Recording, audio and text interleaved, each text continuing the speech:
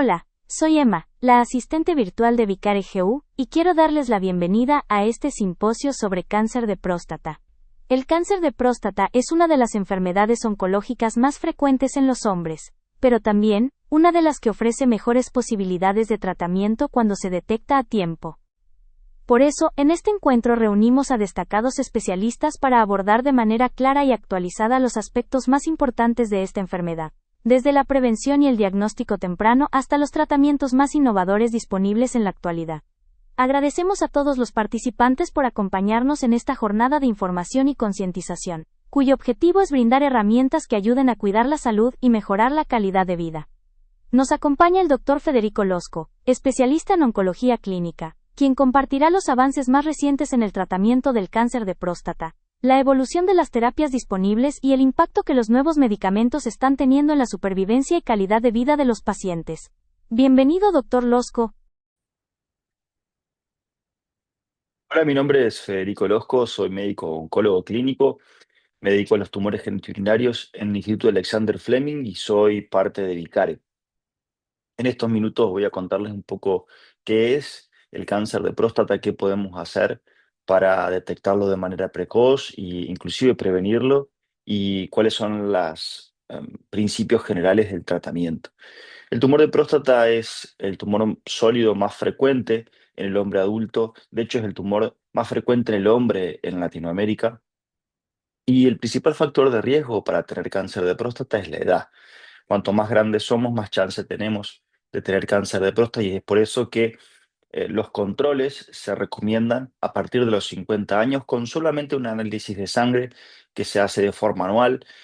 Como yo siempre digo, el examen de la próstata tiene que estar en la agenda del control de salud del hombre adulto mayor de 50 años y charlar esto con su médico de cabecera para que le recomiende lo que tiene que hacer cada uno de ustedes. Porque estas son recomendaciones generales, pero cada persona tiene sus propias características, sus propias enfermedades, sus propios antecedentes, también que pueden hacer que tengamos que adaptar estas recomendaciones a cada uno.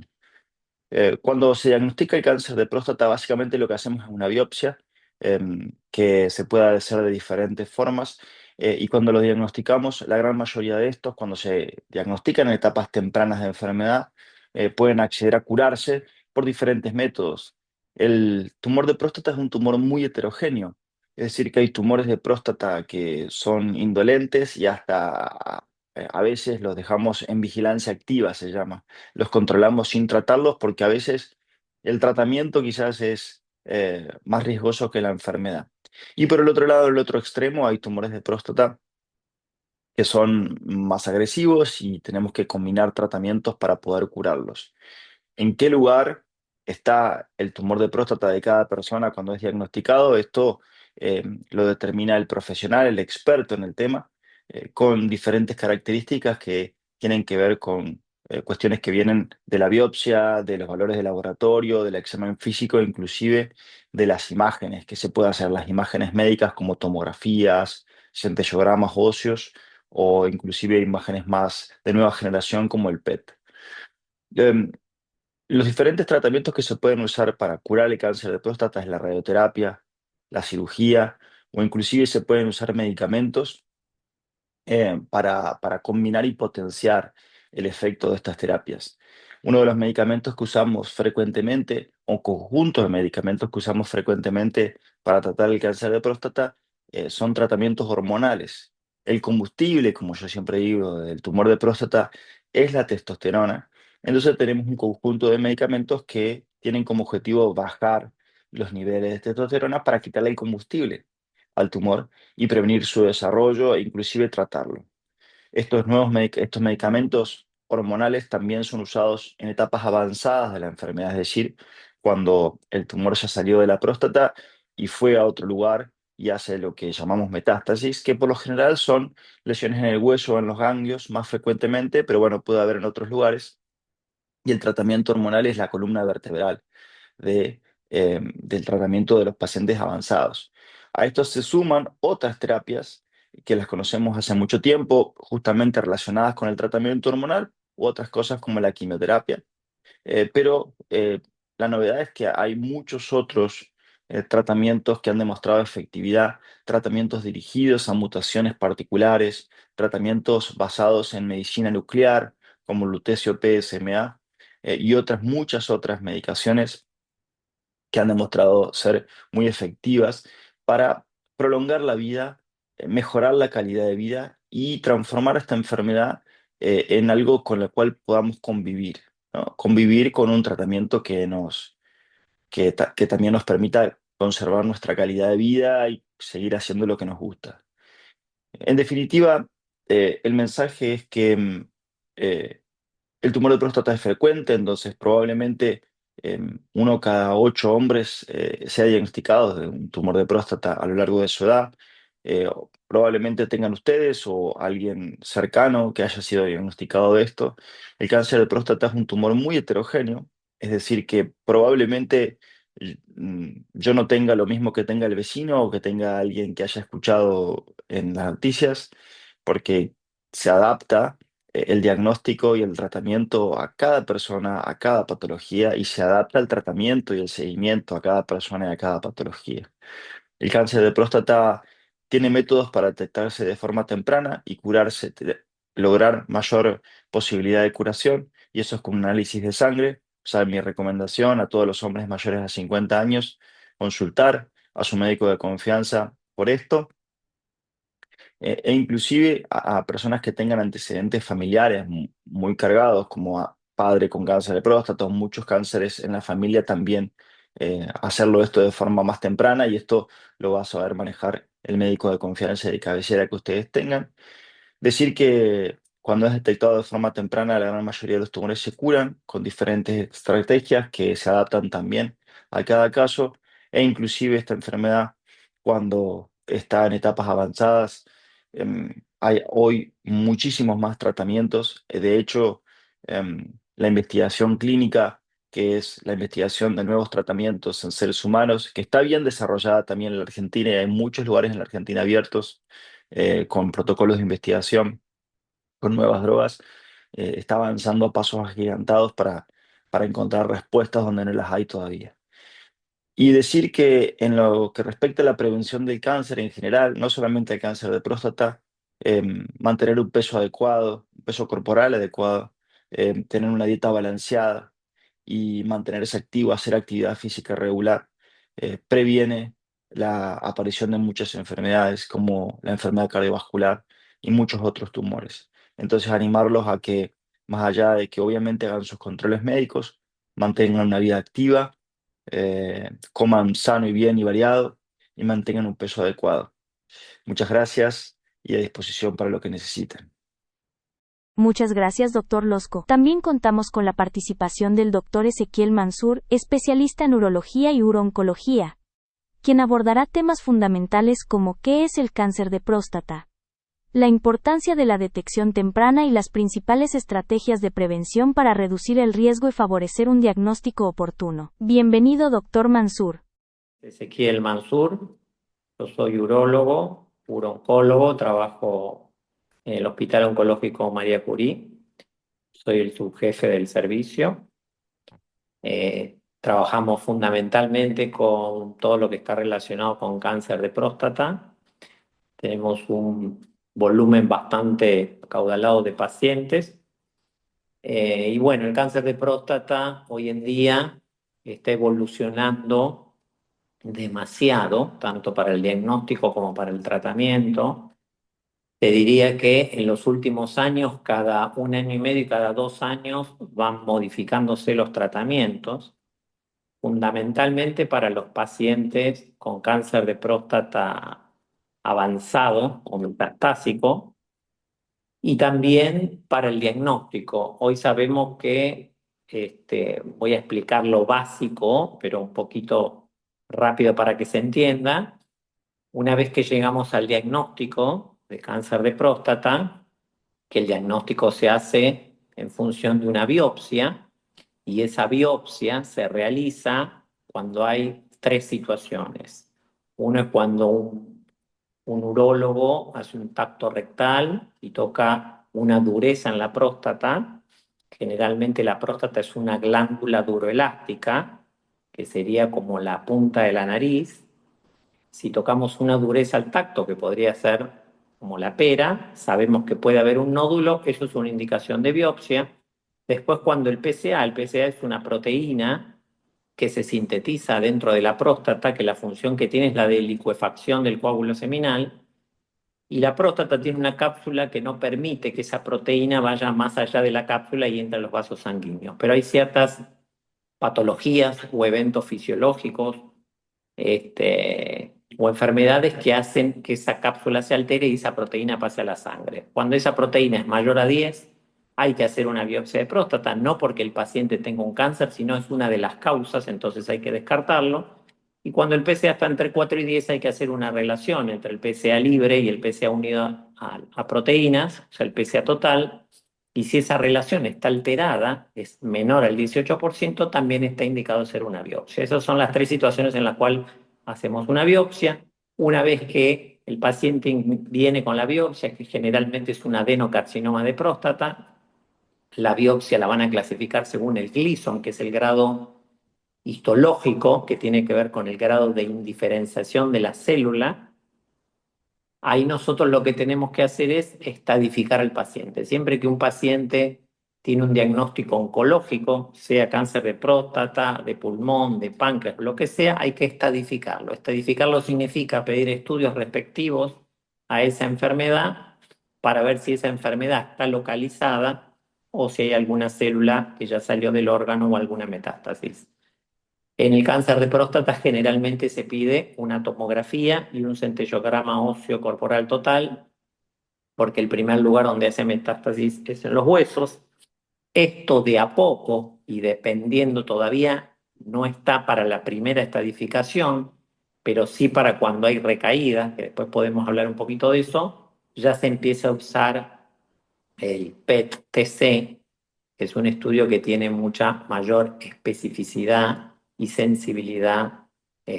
Pero bueno, como la mayoría de los trabajos están en base a la tomografía y el centellograma, todavía sigue siendo de uso primario esos dos estudios. Una vez que el paciente trae el centellograma y la tomografía y vemos que el cáncer está localizado en la próstata, generalmente hay varios tratamientos, pero los dos más utilizados son, uno es la cirugía, que se llama prostatectomía radical, y el otro es la radioterapia, que generalmente se hace radioterapia de intensidad modulada. Hoy en día sigue siendo, hay mucha variabilidad dependiendo de cada paciente, pero en general el gold estándar sigue siendo la cirugía en aquellos pacientes que son menores de 70 años. Y con respecto a la cirugía también se fue modificando con el paso de los años. Primero se hace la prostatectomía radical abierta, que es la convencional, que todavía se sigue utilizando, generalmente en hospitales públicos, en algunos lugares privados también, y depende de cada paciente, pero se sigue utilizando. Es una técnica que se fue perfeccionando. En 1980-82 se perfeccionó con respecto a los haces neurovasculares, que después voy a explicar un poquito de eso. Después en el 90 apareció la cirugía laparoscópica, la prostatectomía radical laparoscópica, que hoy se sigue utilizando, diríamos que es la más utilizada, que obviamente encontró mejoras con respecto a la cirugía abierta, con respecto a la recuperación del paciente, a las complicaciones inherentes a la cirugía, a las secuelas que deja la cirugía. Y después en el 2000 empieza a aparecer la cirugía robótica, prostatectomía radical robótica, que hoy generalmente en los países del primer mundo es el gold estándar. En nuestro país se realiza en varios lugares. Todavía hay una curva de aprendizaje, habrá 2 o 3 urólogos que ya tienen una curva de mucho tiempo, con muchas cirugías encima, y el resto están en perfeccionamiento. Hay dos fantasmas con respecto a la cirugía de próstata que todos los pacientes preguntan y les genera inquietud, que son la disfunción eréctil y la incontinencia de orina.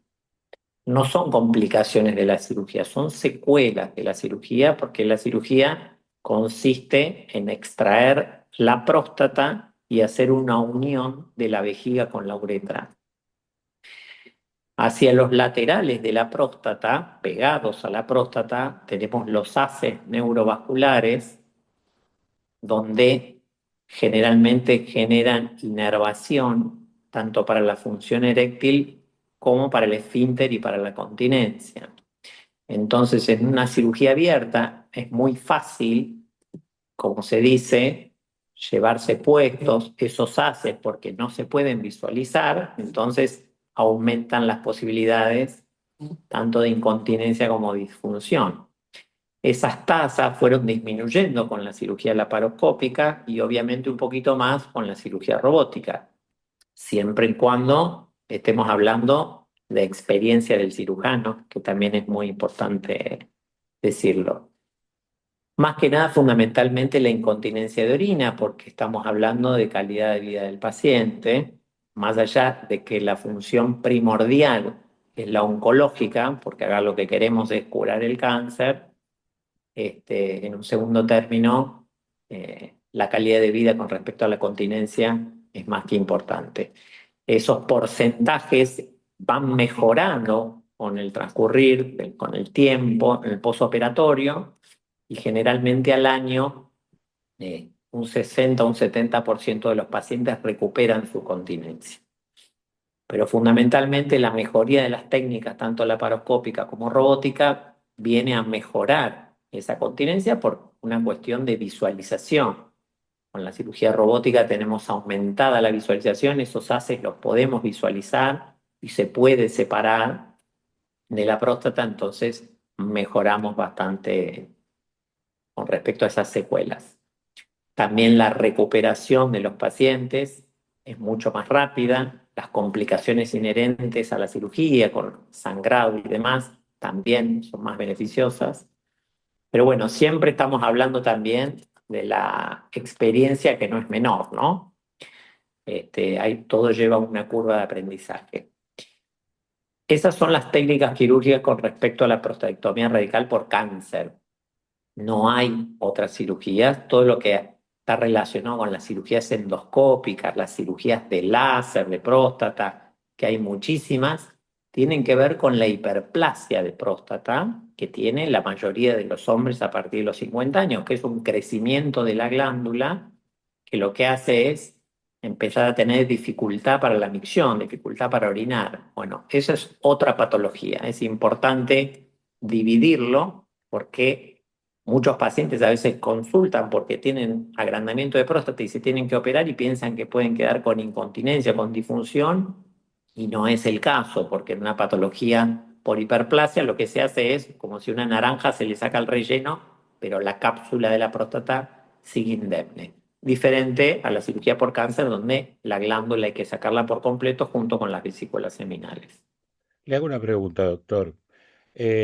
Normalmente no precisamente, ¿no?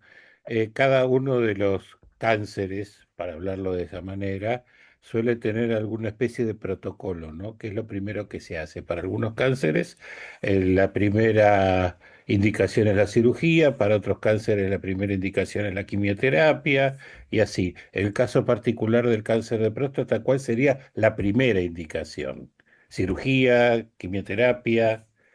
Bueno, es un poquito lo que hablamos recién. Si el cáncer de próstata está localizado, o sea, si nosotros hacemos el diagnóstico y hacemos una estadificación y vemos que no hay ninguna célula que salió de la próstata, no tiene metástasis ese paciente, estamos hablando de un cáncer de próstata localizado, ahí tenemos o cirugía o radioterapia.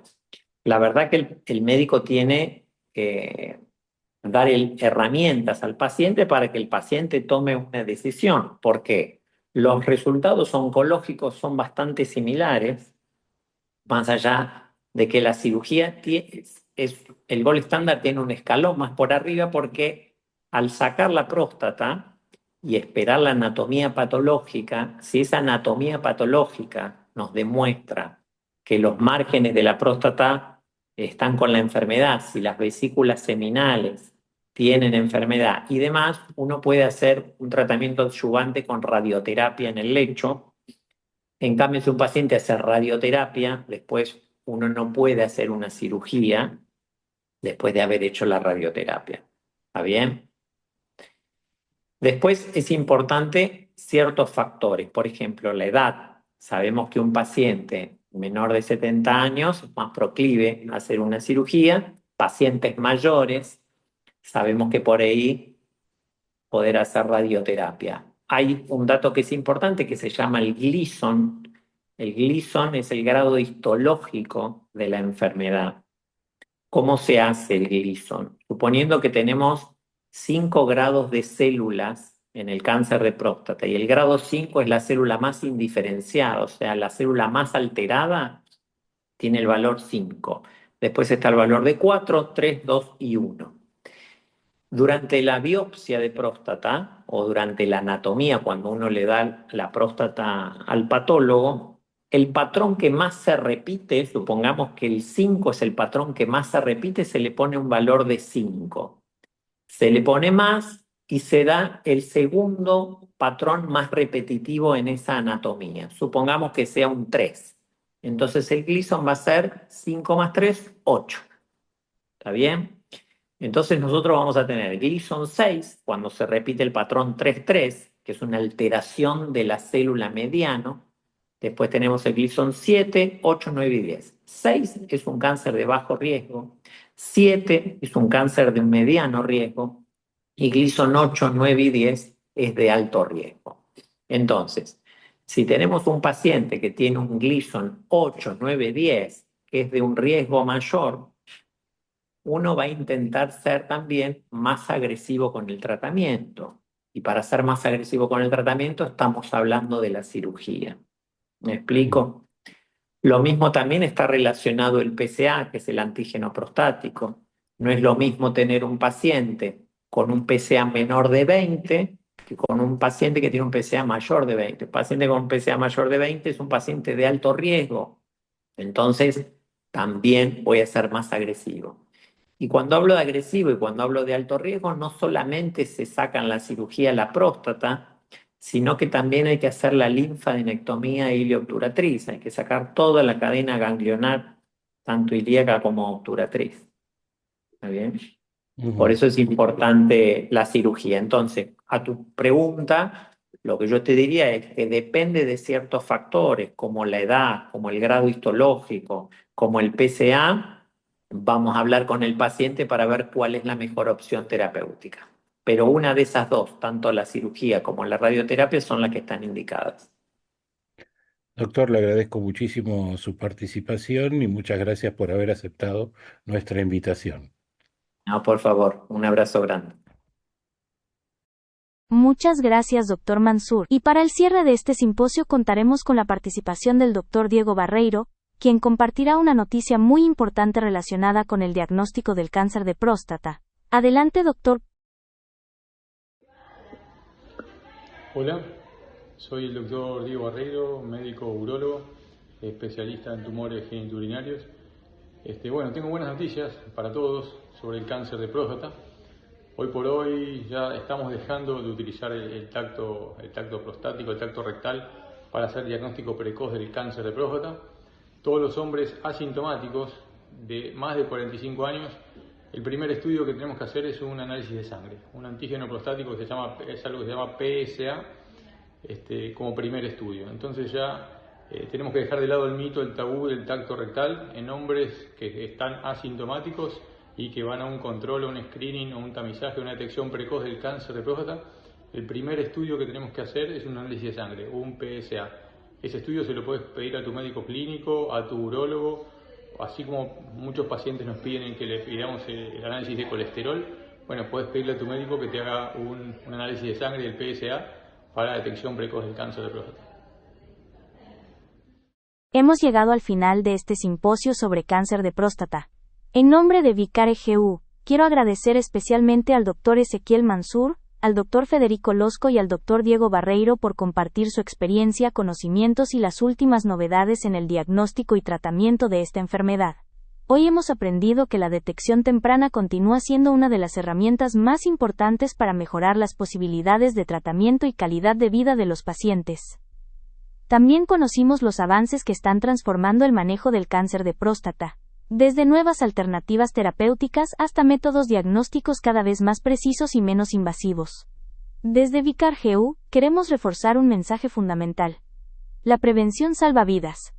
Informarse, realizar los controles recomendados y consultar a tiempo con un especialista son pasos clave para cuidar la salud. Esperamos que este encuentro haya sido de utilidad y que la información compartida contribuya a generar una mayor conciencia sobre la importancia del cuidado de la salud prostática. Soy Emma, la asistente virtual de Vicar.gu, y ha sido un placer acompañarlos durante este simposio. Hasta la próxima.